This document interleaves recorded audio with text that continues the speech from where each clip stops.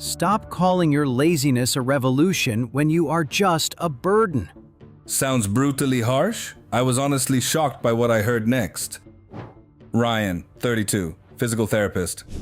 True body positivity was created for survivors of physical trauma and people with visible differences who cannot change their reality. It is an absolute insult to them when you hijack their movement just to feel comfortable making terrible choices and refusing to move. You are taking a beautiful concept and turning it into a toxic shield to defend habits that are literally ruining your metabolism and your future. You are not a pioneer. You are just someone who stopped trying and now demands a trophy for it. Harper, 27, content creator. Ryan, you do not get to gatekeep self-love or decide whose struggle is valid enough to deserve basic human respect in this world. Just because my lifelong battles are not a visible trauma does not mean my daily mental exhaustion is some kind of a joke. This movement exists because millions of women are tired of restricting their lives just to fit your narrow, biased standard of worth. We refuse to apologize for finally demanding to exist without your constant judgment and your clinical, cold-hearted labels. Is this a movement for empowerment or just a massive excuse? Dr. Vance, 50, endocrinologist. The clinical data is unforgiving because after age 40, the human body simply loses the metabolic capacity to sustain massive excess weight.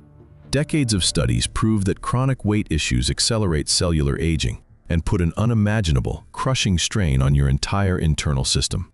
We are ignoring hard scientific facts to protect fragile feelings, creating a dangerous reality where professionals are penalized for telling the truth.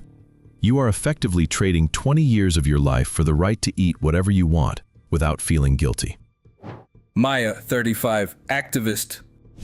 Dr. Vance, your clinical data is just another weapon used to strip away our autonomy and keep us trapped in anxiety. My body is my own personal property, and I have the right to exist without being treated like a walking medical issue.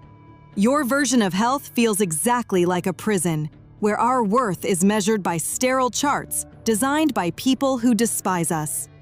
I choose total mental liberation over your textbook panic, and I will not let your outdated science dictate how I feel today.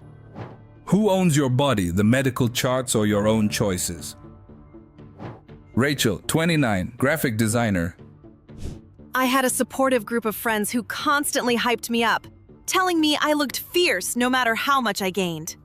But when I developed severe breathing issues and could barely tie my shoes, not one of those cheerful friends was there to help.